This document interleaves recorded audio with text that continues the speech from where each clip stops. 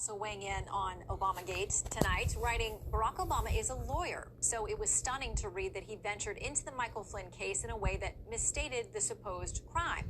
Goes on to say this, and ignored the history of his own administration in targeting Mr. Flynn.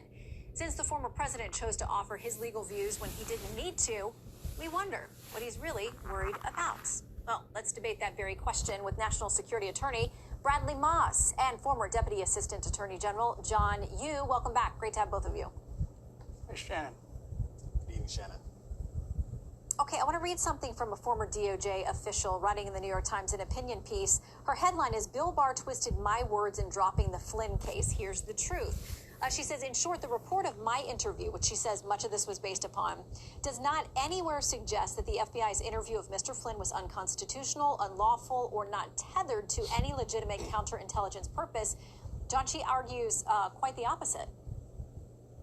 Actually, I don't think her testimony is actually quite crucial. The key testimony that we saw last week attached to the removal of the charges was that of Attorney General Sally Yates. Yates shows up at this crucial meeting in early January with President Obama, Jim Comey, the head of the FBI, Susan Rice, the National Security Advisor, and they talk openly about trying to get a prosecution going on Mr. Flynn based on the claim that he had violated the Logan Act, a law that has never been successfully used in over 200 years to prosecute anyone. That makes it a crime for a private citizen to get involved in foreign affairs. If that were the standard, then Trump administration could go get a wiretap on John Kerry, Hillary Clinton, and Bill Clinton if they were at it.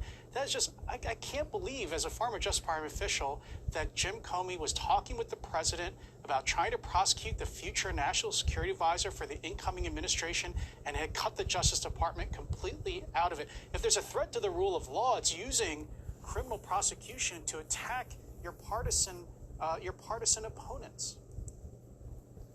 Okay, well, here's something that Senator Chuck Grassley, a Republican, has to say about this idea that the rule of law is being threatened by the DOJ recommendation that the Flynn case be dismissed.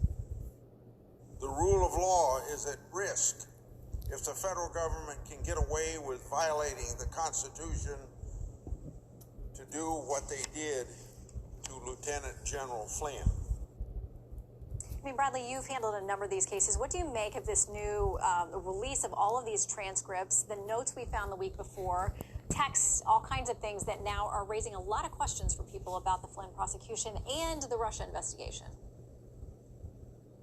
Yeah, I'm sitting here trying to figure out what exactly constitutional deprivation was there? What is the crime that people think, Barack Obama and Joe Biden are going to be prosecuted under? To be clear, and this is using the words of President Trump and his lawyers for the last 3 years, any sitting president can get any classified information they want. According to Donald Trump, they can launch any investigation they want. They can tell the FBI to pursue only particular individuals. This is not me saying it. This is what Donald Trump's been saying for 3 years. This was their argument during the Mueller probe. This was their argument during the impeachment investigation, that the president has this kind of authority. So what did we find out? That Barack Obama was aware that about intelligence intercepts on the Russian ambassador when he was talking with General Flynn, that there had just been an attack on our election a couple months earlier. We were still dealing with the fallout of Russian election interference in 2016. There was a concern about a counterintelligence problem with Michael Flynn, and they had a discussion.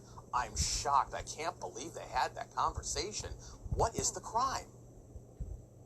Well, we're going to have to leave it there, but I will tell you, the nugget I have for you tonight is that I'm told that a list of people within the Obama administration who are unmasking Americans' names and identities has been given. It's been declassified and given to the Attorney General. We'll see what happens with it next, but I got to imagine there are going to be a lot of names we recognize on that list. Bradley and John, thank you both. Which they're allowed to do. Thanks, Shannon. They are. It is legal. All right, Native American tribes in a standoff with their state's governor over COVID.